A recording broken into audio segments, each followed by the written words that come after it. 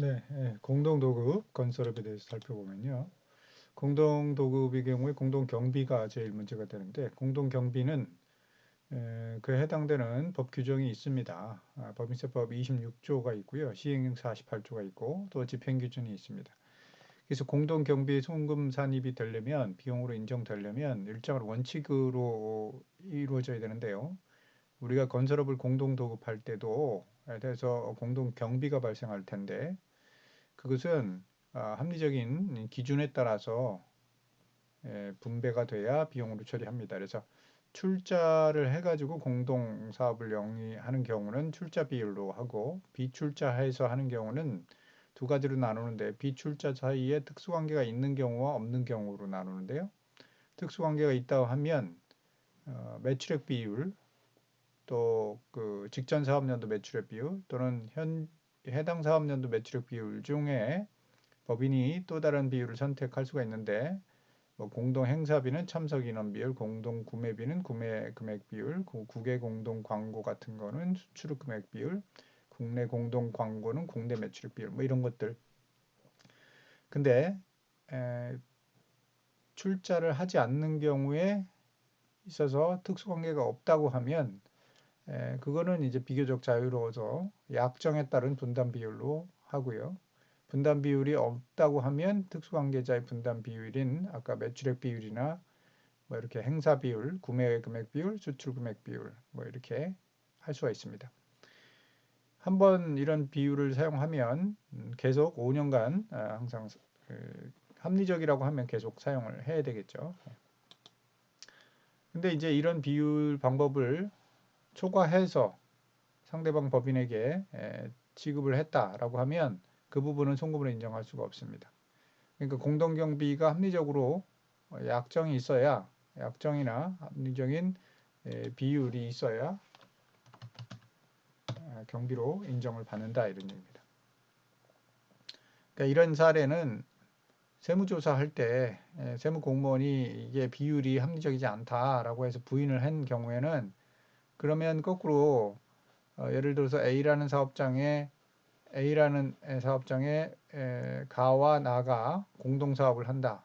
그래서 가는 6을 비율을 경비를 부담하고 나는 4를 비율을 한다 해서 6대 4가 합리적이지 않다. 이렇게 만약에 세무공무원이 부인을 해서 사실은 뭐 8대 2로 비율을 부담을 해야 된다. 이렇게 판단을 했을 때, 그러면 6을 했던 비용을 8 인정받을 수 있느냐?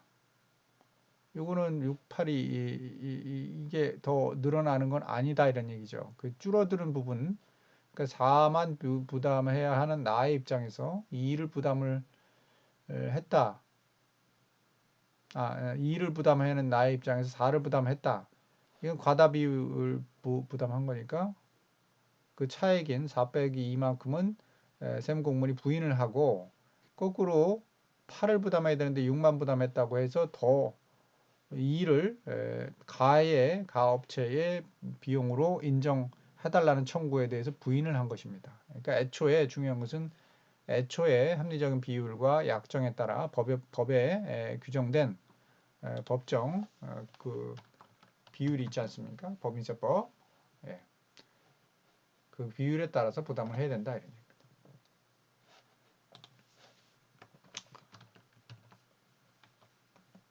26조죠. 법인세법. 자, 뭐 부가세도 마찬가지로요. 부가세도 그 공동 경비 중에서 자기 부담 초과 부분은 같은 이유로 불공제되니까 알고 계셔야 되겠습니다. 예. 배분의 증명 서류는 이렇게 공동 경비 안분 기준에 의해 배분할 때 이 증명 서류는 이를 금전으로 받는 것은 재화 용역의 공급은 아니죠. 제대로 안분 비율에 따라서 배분을 했을 때는 재화 공급은 아니니까 증빙 서류 보관할 필요는 없다 이런 얘기죠. 또 세금 계산서 발행은 할 수가 있다 이런 얘기입니다. 그래서 예를 들어서 밑에 발주처부터 건설공사를 공동으로 수급받아 공동수주자 각자의 책임과 계산하에 건설 용역을 제공하면서 소요되는 부가세가 과세되는 공동비용에 대한 매입세금 계산서를 공동수주자 중 대표자 1인 명의로 교분받은 경우에 그 대표자는 시행규칙 18조에 준해서 자기가 교부받은 세금계산서 공과의 범위에서 나머지 공동소유자에게 각 공급받은 대가에 상하는 세금계산서를 교부할 수 있다. 여기까지고요.